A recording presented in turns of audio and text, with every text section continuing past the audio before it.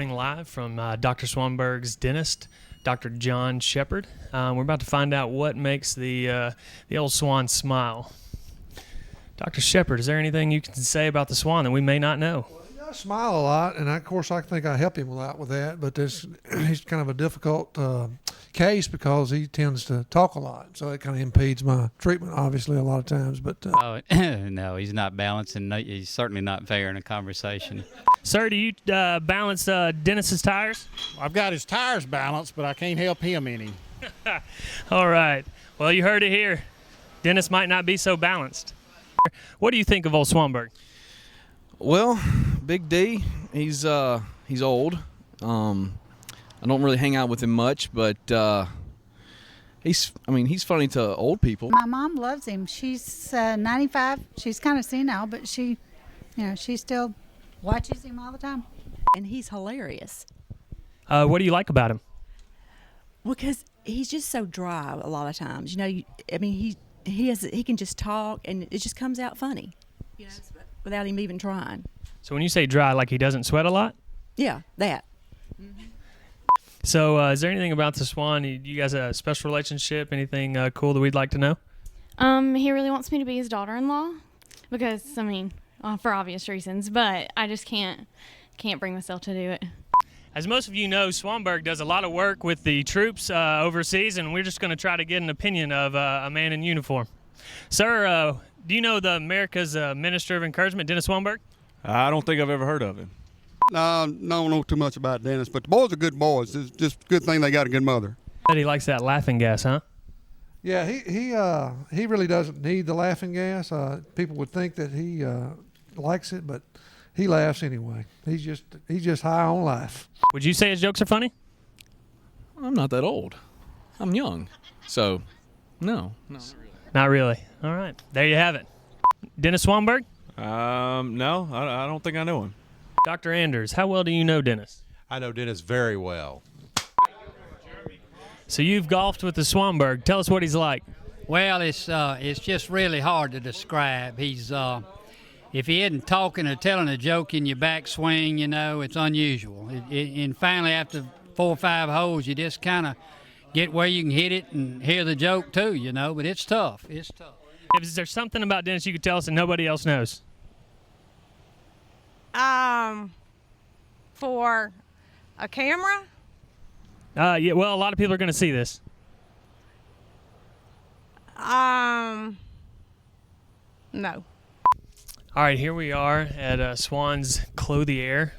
This man's been adjusting Dennis's pants for a long time, so we're going to see what he has to say about Swan.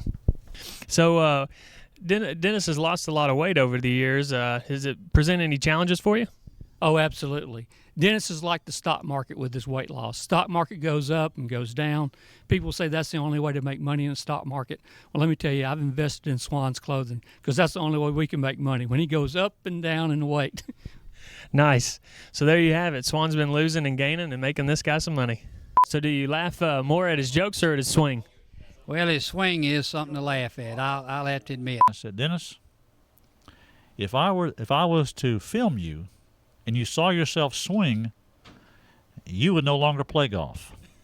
This is Dennis's room here. We keep his toys in this room for when he comes to the doctor. This is Dennis's favorite toy. He bought it, brought it here, and gave it to me, but I know he brought it here to play with himself.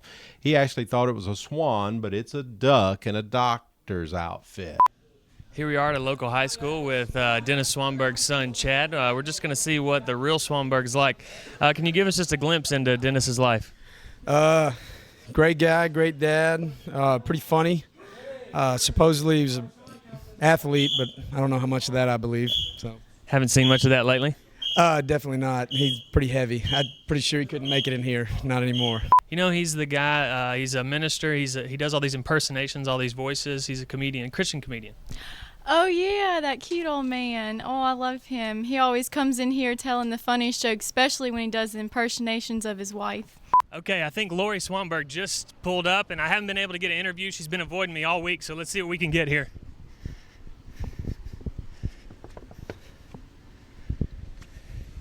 Lori, can I get a comment about Dennis? No comment. No. Come on, just a little bit, just a second. I just need a little bit. Oh, okay. Yeah, that didn't work out well. We'll get her next time. In his hometown, the man is famous, at least by one person.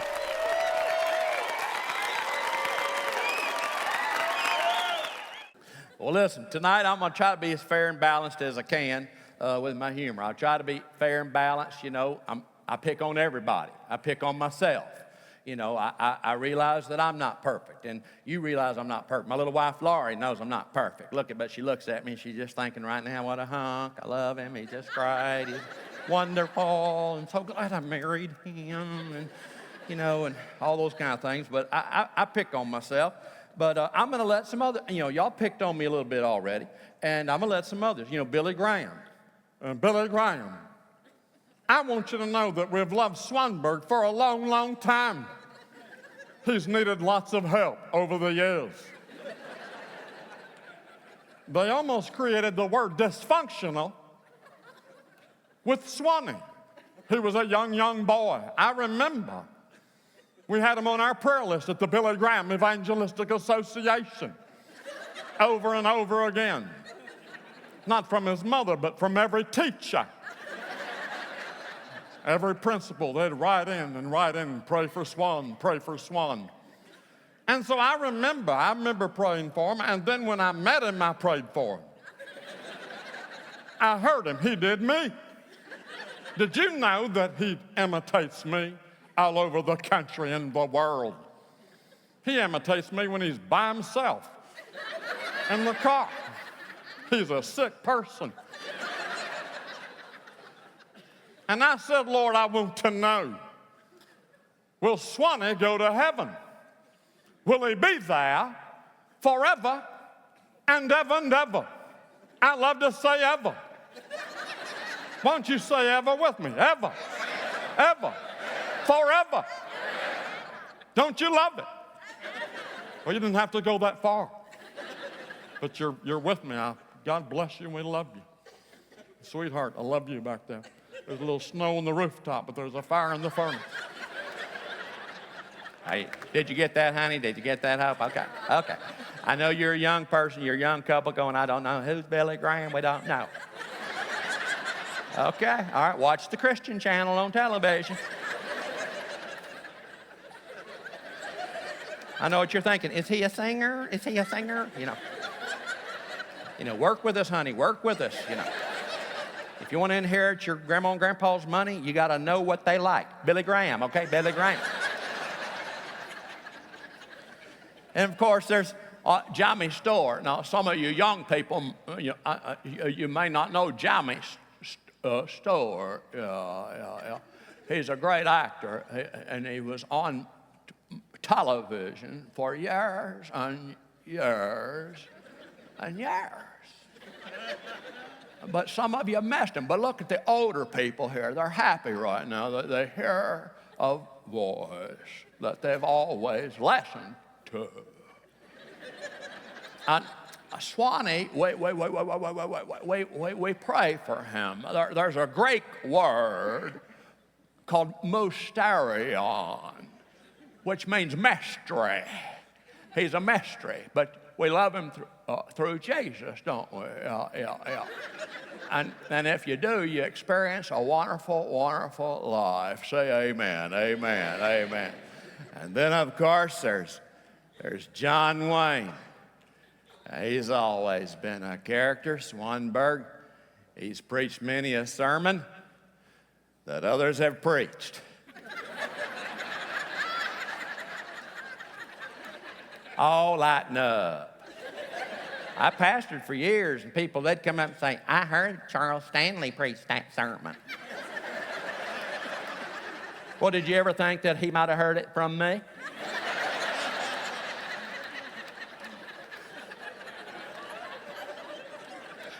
I remember Laurie's pastor that Laurie grew up with in Fort Worth. He'd been there like 40-something years, and I was a young preacher, you know, and I went to his house, and I wanted to know, you know, what's appropriate, what you can do and can't do as a preacher. And so one thing I brought up, I said, what about, you know, preaching? I mean, if you hear another preacher preach something, I mean, can you use that? Or, I mean, if you read it in his book, can you, you know. use it, refer to that person the first time and maybe the second time, and then after that it's yours,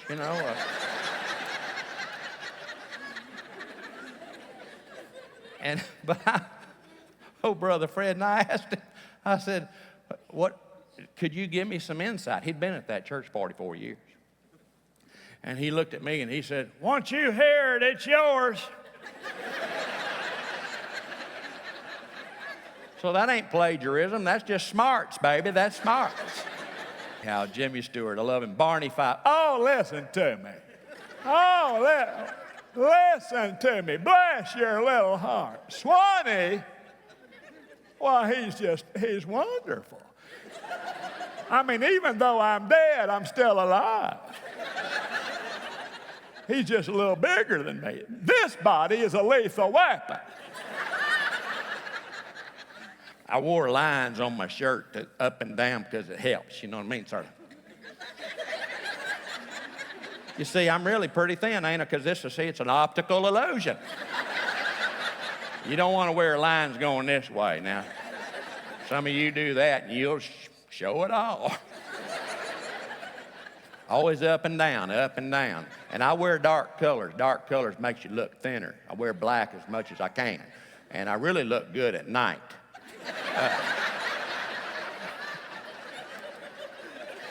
Nicodemus came to Jesus by night. I went to Laurie by night. I was working on my Elvis. I went, thank you very much. Thank you very much. What was that song? In the chapel. Whoa. And she started singing Burning Love, Burning Love, Burning Love.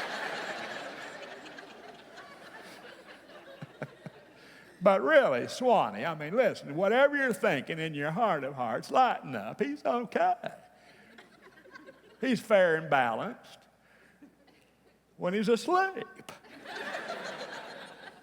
And then, of course, I got to throw in a little presidential touch, little Bill Clinton. Hey, let me just say this.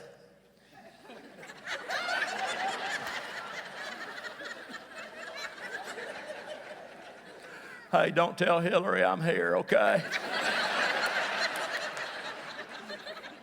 Let me say this before I comment on Swan. I do miss the White House. I do. I miss Air Force One. I got all the furniture, but I miss Air Force One.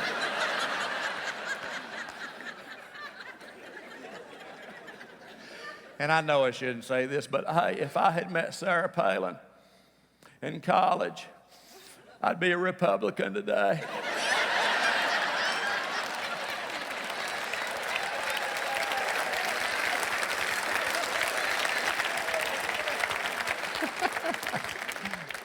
And I'd go to every tea party. It's my party, and I party if I want to. Okay, moving on. Woo. I know some of y'all, okay, let's move on. Some of y'all are Democrats, lighten up. You won, so I'm fair and balanced, okay? I've tried to be over the years fair and balanced about, even in ministry. And I'll be honest with you about my ministry. I remember for 22 years I served the local church. Many of y'all may not believe that, but I was. And the sweet one lady, she said, I'm a better comedian than a minister. But, I preached, didn't I? I was a minister. I did hospital visitation. Whew, that'll wear you out.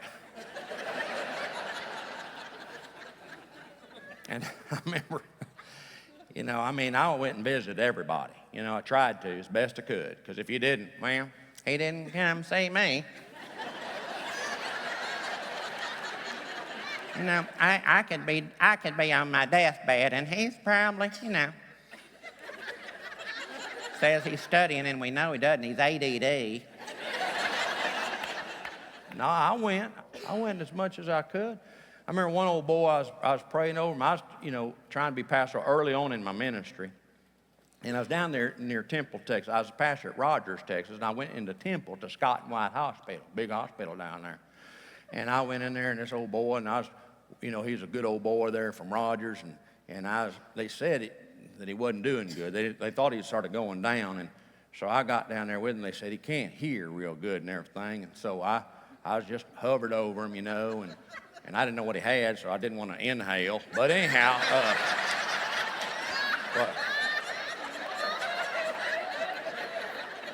I might not have should have said that, but anyhow, I remember leaning over him, and he was trying to whisper. So I remember, you know, I'd seen him on television put the ear down to him, you know, to see if they're breathing. I didn't know if he was breathing, you know, so I put my ear down there to see, you know, and I felt it breathing. And then he was trying to talk to me. I said, "Speak to me, brother. Go ahead and speak to me." And he has his lips right here. I said, "Come on. Come on. Tell Brother Dennis what you need. Give it to Jesus. Give it to Jesus. Go ahead and confess it. I'm not a Catholic. I'm a Baptist, but I can be like a priest. Go ahead. Tell me what you did." And I finally looked at him, and he's going, and I said, "Spit it out, buddy. Spit it out.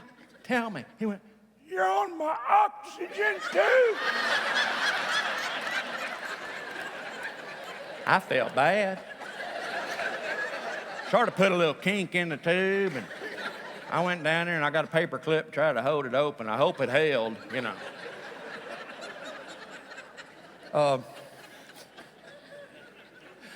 When Carter and Michelle were with Laurie and I, we were at Hot Springs. I remember one time we went over to Shoney's, like on Wednesday night after church. You go to Shoney's.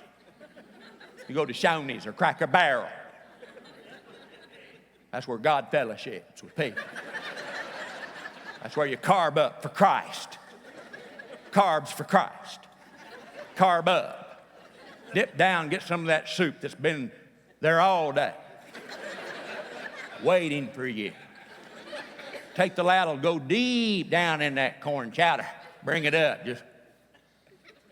And so, and they had that shrimp deal. Remember that rock shrimp, all you could eat? Gosh, that stuff was good. And we were wolfing it down. And then someone came up there where we were. They knew where we were. And, you know, one of those members, you know, they know where you are. They watch your car at church, you know. I drove by 3 times and his car wasn't there. They knew when my car was there. You know, one week for vacation, you know what I did? I parked my car up at the church and left it the whole week.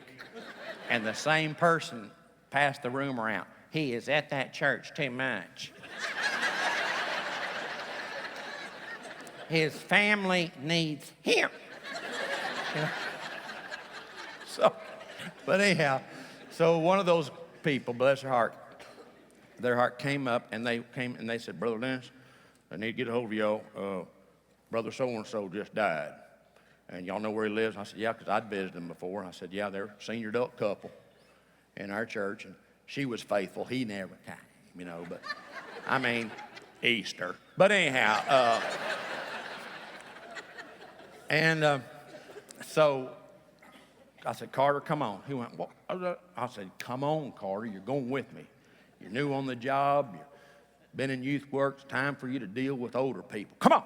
And so I got him in the car with me. I told Laurie and Michelle, "We'll be back." And we went on over there, and I said, "Let's go through the back door." He said, "We'll go through the." I said, "Listen, I'm a people's pastor. We go through the back door. Now, come on. Just follow me. Do what I'm doing. I'm teaching you, son." So we're going there. And of course, you know, old Carter, you know, back then, his knees were bad back then. He just, you know, I mean, when he was 27, he looked like he was 72. And so he was right behind me. We went in there, precious lady sitting in a couch, and her husband was sitting next to her, dead as a doornail. And he was leaning on her shoulder, and she's sitting right there, and she looking at me, and he's gone. And I'm going, my gosh. And I said, "Well, we're here and we're praying for him." She said, "Brother Nance, he's dead." I said, I think he is, because, man, I wasn't going to do mouth to mouth. I'm telling you that. I wasn't doing it. I mean, the wind will have to blow where it will. But, I mean, I'd pop him on the chest, but I ain't putting mouth in it. And, I mean, I was thinking about asking Carter, but I knew he would run if I did that. So I said, well, it was just a little bit, he just died, and he's been right here. He's dead. I said, well, man, You know, you just don't say a lot. You just, And I looked at Carter, and he's going. And I wanted to say, close your mouth, close your mouth. Yeah. And so I said, well, I know he's with the Lord now. You know, I mean, you hope he is. And she's the most honest woman I've ever known. She looked at me and she said, he's in hell right now. And then Carter was going. I said, well, Brother Dennis, you have witnessed to him. Our kids have witnessed to him. Our grandchildren. And he never responded. She looked at him. He's in hell. I've never had someone so honest. And then she looked at me and said, would you pray for him? And I shouldn't have done this. I went, Carter, would you please pray?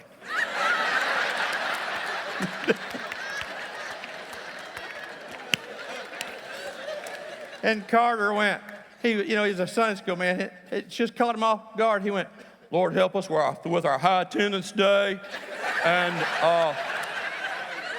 help us with our life groups. And I know you got a life group for him somewhere. You know. I try to be fair and balanced with my own issues. I'm pretty open with people. I hadn't shared this with y'all, but I have sleep apnea. Sleep apnea, man. I have to have a CPAP machine. One of them machines, put the mask on and with a big hose that shoots air in you, because I stopped breathing 51 times in an hour, they told me. So I have a CPAP machine. You know what I'm talking about, buddy? Some of us older guys, I got that thing on. I thank God for that thing. I've got every kind. I got the kind up the nose, and I got the triangular, and I got the whole face, and I got, other little brands, helmet kind of thing, and then strap over here, and then something around the chin, hold your hand up. And, I hate to use too many of those things that, the Velcro, because it leaves lines in your face. But, I have so many, it's sort of like, they're like Beanie Babies to me. They're collector's items to me. And I'll guarantee you, when I look over the balcony of heaven and my boys ever sell those things for a nickel each, I want them in that casket with me. Just line them up on the casket right there. Would that be symbolic? Just he's in peace, But anyhow, so I've had that for a couple of years. Well, this last January, it was cold. And we had a cold winter over there in Louisiana. It's cold. And Laurie, my little honey love, I love you, baby. And she lets me pick on her every now and then if I sell a lot of DVDs. Please buy this one. But anyhow, so it was cold, Well, I have my mask on and everything, and she'll get on me like during the night, honey, it's leaking. I went, what? It's leaking, honey, it's leaking. And so I'm trying to fix it, from leaking. Buddy, I know you're not laughing right now, but one day you're going to have a big CPAP machine. Yeah. Look at you right now. You got a little flat belly, but one day when you're 56, you're going to look like this. You know what I'm saying? But, so file this away. It's going to come in handy. So I got my mask on, and all of a sudden Laurie goes, She said, turn on the fan. I went, oh, turn on the fan. Turn on the fan. You know, can't she turn it on? I mean, good night. No, I take my mask off and I get up. And I'm so domesticated after 30 plus years of marriage, I'm going to turn the fan on. You know, I turn it on. And our air conditioning's on 67. It's on 67. 30 degrees outside. Turn the fan on. Sarah, it's coming, honey. Sarah, it's coming one day. You're Look at your mother. She knows what I'm talking about right now. Look at your daddy. He really knows what I'm doing.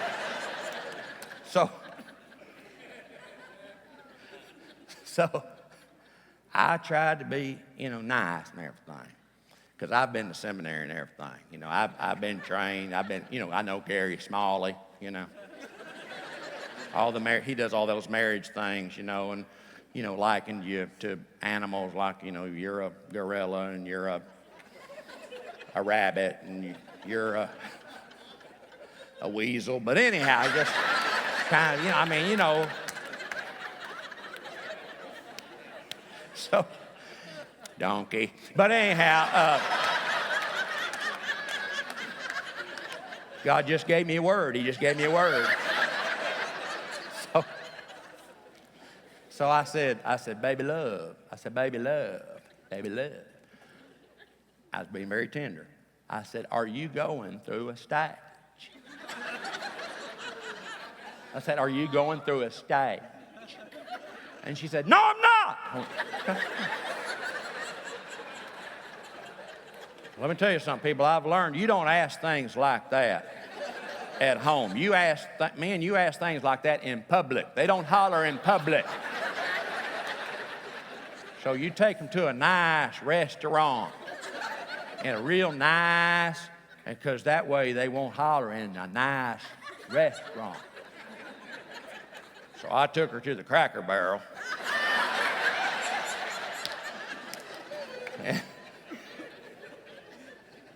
And we're sitting across from each other. I said, baby love. I said, how long does this last? And she said, I think 4 years. I went, 4 years? Oh. Carter was asking me earlier today, he said, Swan, how long are you going to speak 150 events a year? I said, at least 4 months.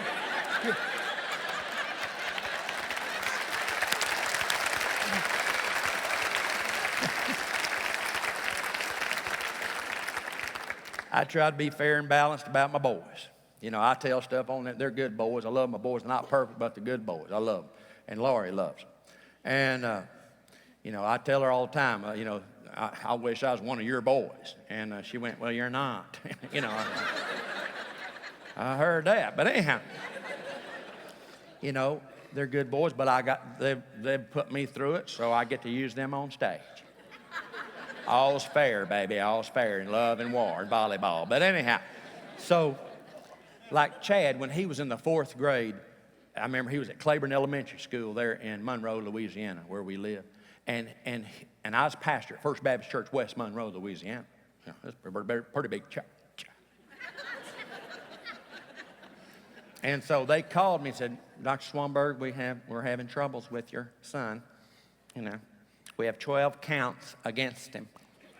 12 counts? Is he a criminal? Well, 12 things.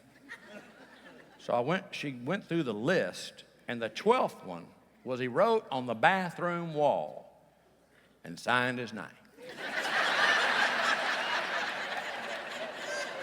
He signed his name. You know, he'll never make deacon. He'll never make deacon because of that.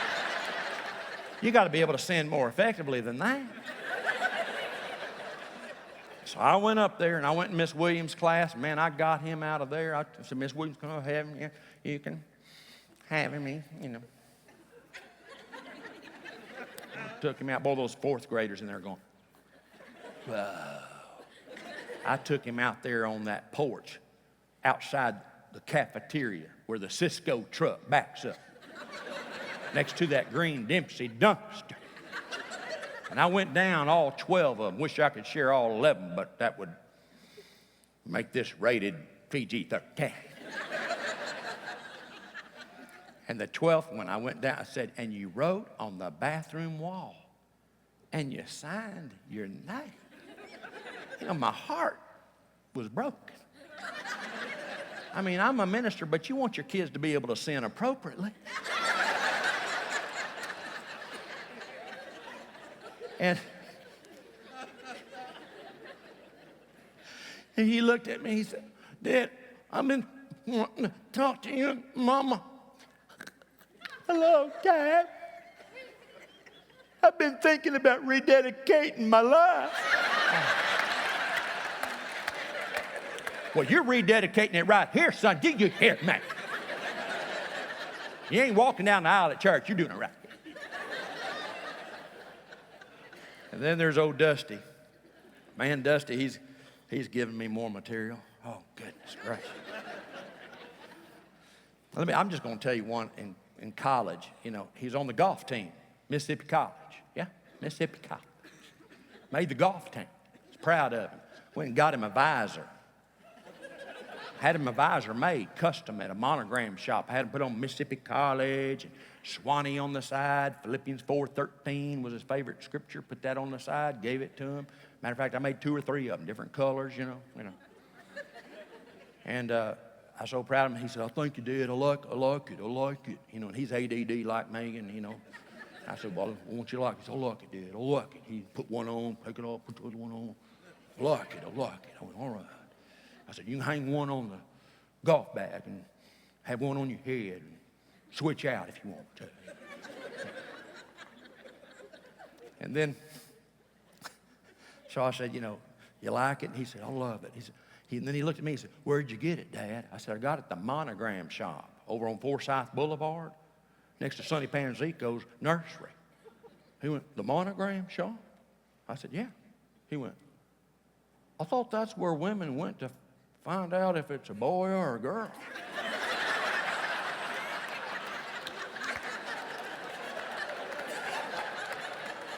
I said, son, that's a sonogram. I'd have felt better if he'd said mammogram.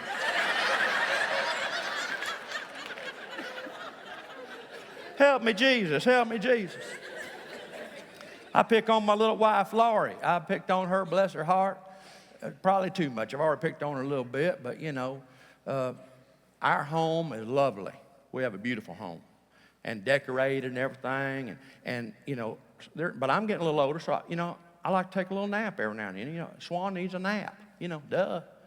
You know, work me hard. I'll go, travel. I like to come home sometimes, take a nap. So I was going to take a nap, lay on our bed. And she goes, honey, no, you don't lay on our comforter. I went, well, honey, I'll take a nap. You don't lay on the bed. I just want to lay down and take a nap. Honey, you don't lay on the comforter. I said, well, why not? Well, your head and your hair, you have body oils. I went, body oils? Yeah, and I don't want to know my comforter. I told her, I said, baby love, let me tell you something. If you die before me, right after we leave that cemetery, I'm going to go back and I'm going to get on that bed and I'm going to do a snow angel.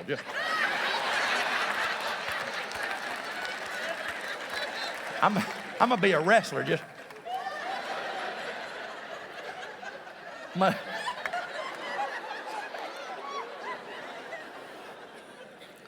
My mom and my daddy, I try to be fair and balanced with them. I mean, they're awesome people, godly people, but they still give me material. I was just down there this last Christmas, and I took them out to Highland Mall there in Austin, Texas, off of I-35. And my dad, his memory's not the best, you know, that it ought to be and everything. Mama's with him, takes care of him, you know. But she's pretty much as addicted to him as he's addicted to her. You know, they're both each other's security blanket. And I was there at the mall. I said, Mama, go shopping. I got Daddy. Go on. Now, go on, Mama. I got Daddy. Well, Dad, he can come with me. No, Mama. You go on shopping for an hour and a half. I got Daddy. and going. Now go, Mom, go. Wow. Daddy, you stay with Dennis. You know, they've been married 61 years. You stay with Dennis. All right, I'll be with Dennis. And I said, Mama, go on. So she started leaving. You know, my little mama, she's cute, she's mature, got a little hanging down part on her arm. Just 5 foot tall. Just, there she goes. Beautiful little sight. I love my mama. Then I looked at my daddy and I said, Dad, I said, let's go get a cup of coffee. You and me. Let's have a cup. You know what my dad said? You want to split one?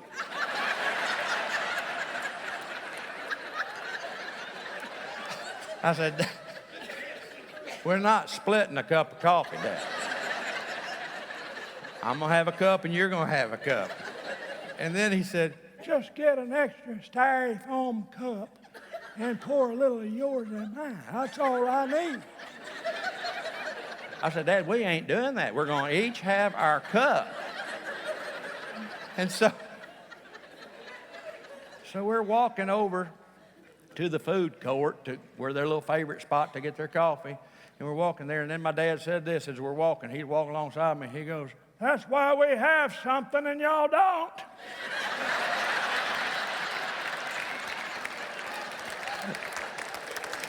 Oh, you know, I don't know. I pick on my parents, grandparents of my boys, but, you know, one day I hope to be a grandparent. But, you know, my boys, you know, still trying to find a woman that would, you know, take them on as a mission project. And, you know, I don't know what their deal is, you know. I want to tell them, make a move, you know.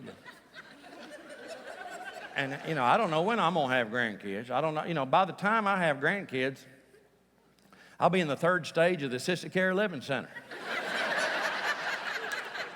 I'm serious. I'll have tubes up my nose and everywhere else. And I can just see them coming in one day. Hey, Dad, here's your grandson. I'm going, ah! Only thing me and the baby will have in common is that we both need to be changed, you know.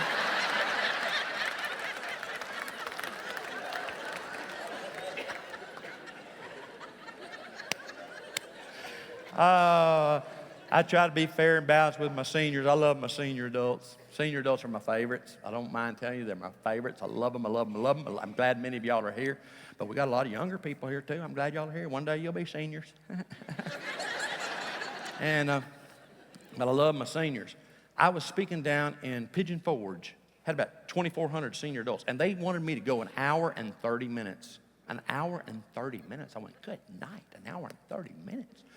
But that's what they wanted, you know, so that's what I was going to do. I do what I'm told. When in Rome, I do what the Romans do. So I'm going about halfway through. I'm looking at my seniors, and their eyeballs are water, just like floating water. Their eyeballs are floating. Just, and I realized, bless their hearts, they don't want to get up and embarrass me. I said, listen, if you got to go, go. You ain't going to bother me. Get up and go. I ain't stopping for nothing. Just keep on, go and come back. I'll still be going. And I said, some of y'all got depends, so don't worry about it.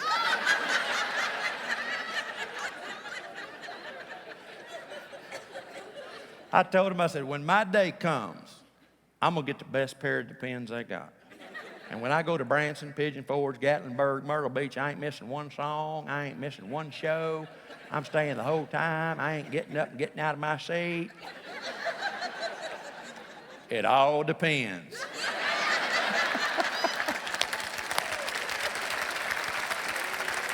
Oh, well, you know, I've gone a while here, and I don't want to go too long, don't want to wear you out, but I want to give you just a little bit about being fair and balanced about worship. You know, I think worship's important, and my favorite kind of worship style, Carter, is blended.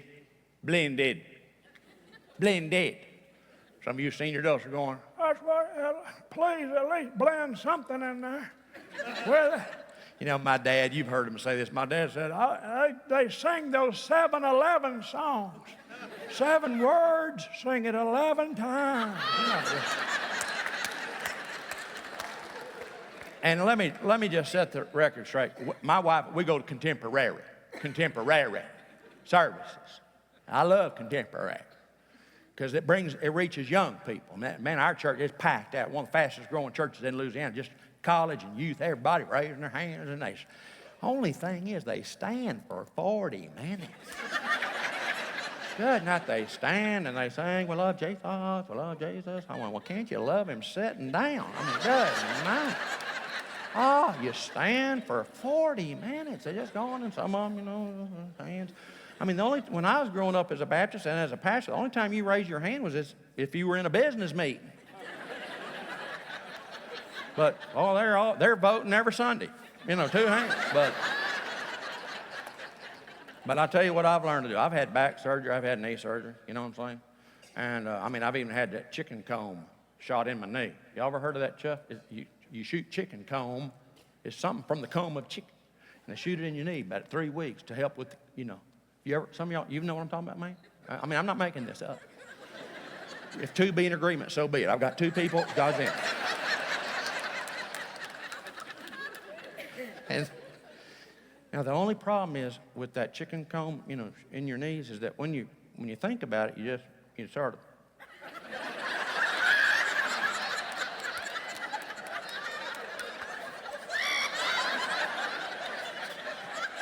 And you gotta get control of it.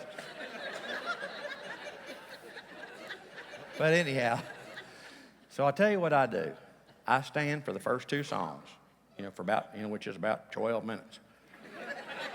One song can go on and on and on. But what I do for about 2 songs, then I sit down. I just sit down. But I want them to think I'm into it, because I like to be young at heart. So what you do is you sit down and just raise one hand and start going in a circular fashion. And they think you're into it, but you get to sit down for another 30 minutes. And these PowerPoints and everything. Look at my hair okay? Getting a little thin right there. Can we spray some kind of foam on that? But anyhow, these PowerPoint things. Y'all have them? Y'all have them here. I see them right there. They're on the screen. We have PowerPoints. I tell my music people, I don't mind having a PowerPoint. But I'm ADD. And when they got the words up there and a waterfall behind it,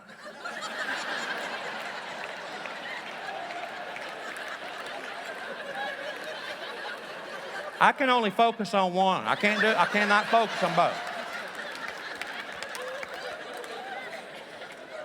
They need to start teaching that at the seminary. I want to close fair and balanced. Listen, to be fair and balanced, well, listen, Ecclesiastes says there's a time for tears, there's a time for laughter. Hello. It's there, isn't it?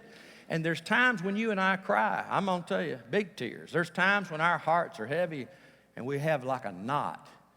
Sometimes when disappointment or hurt comes with loved ones or family. Mom and Dad, you know that. Grandma and Grandpa, you know of that time. But you know what? There's also a time for laughter. Hopefully that's why you came tonight. But, the Bible says a merry heart doeth good like a medicine. But a broken spirit, it dries up the bones. And if it dries up the bones, then your bones can be brittle and you can't walk or run, They'll break. And then you got to take Beneva. Sally Fields takes Beneva, honey. You seen that commercial? Sally Fields, Beneva. It builds up calcium in your bones. Beneva. Tell you what I do for calcium in my bones. Bluebell ice cream.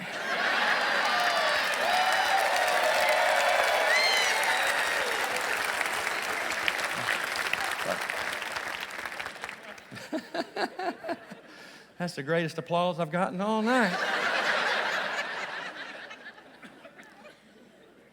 Here's a closing story. Got to have a closing story to be fair and balanced. I tell you who keeps me fair and balanced sometimes is my family, my loved ones. Your family can sometimes say to you what no one else will say to you. I remember when I was at First Baptist West Monroe, Louisiana, I was going to go to watch a ball game. Well, I had some meetings at the church, but I was going to slip over there to try to watch Dusty play, my little Dusty. He loved that baseball. Boy, he was a good batter. You know, he'd get that bat. And he loved Pudge Rodriguez for the Texas Rangers. And he would do Pudge all the time. One time he got in the batter's stance and he would just, and all of a sudden he put his hand up like they do, stopped the pitcher, stepped out the batter's box, then went.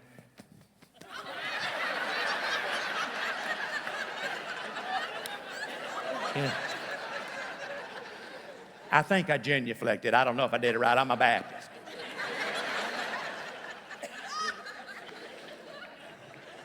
But anyhow, so I was going to go watch him, you know. And so I got over there, third base side, and I got up there in the bleachers. And I didn't really recognize a lot of the parents and stuff, you know. I just hadn't seen them at other ball games. And I introduced myself, and they said, well, you know who you are. You're the preacher over there at First Baptist. I said, well, yeah, I'm here. My son Dusty's out there. He was already out in left field. And I'm seeing him out there and excited about it. I'm ready for the game to get going because I got to go. I thought if I can just stay till he bats one time, then after he bats, I can sneak off and go back to the church. You know, that sometimes when you're in ministry, you feel like that's the right thing. You know, got to get back. Well, we had our meeting and he didn't even show up.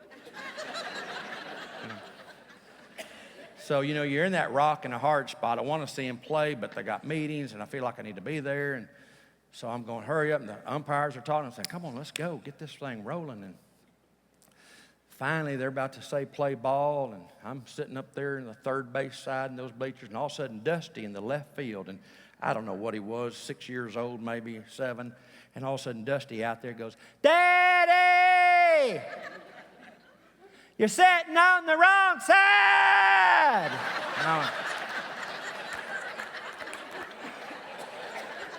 And I looked around, and no wonder I didn't know those people. I looked over there, and there's Laurie and everybody on the first base side. And I'm going, and she's over there going, and so what do you do? And he keeps going. You know, he's ADD. Daddy! You're sitting on the wrong side. So I stepped down like a Billy Graham movie. Just as I am. You know, I'm walking forward. Won't you come? It only takes 3 minutes to come from there. We don't have literature, but we have your wife that you're going to have to deal with. So I went over there, boy, everybody claps. You know, I get up and sit next to Laura and I go, why don't you come to it? Why don't you come? Because I wanted you to learn a lesson. No. So anyhow, finally Dusty gets up to bat. He's at the end of the batting order, you know, because he's ADD. But you know what? He hit that ball. Remember, honey?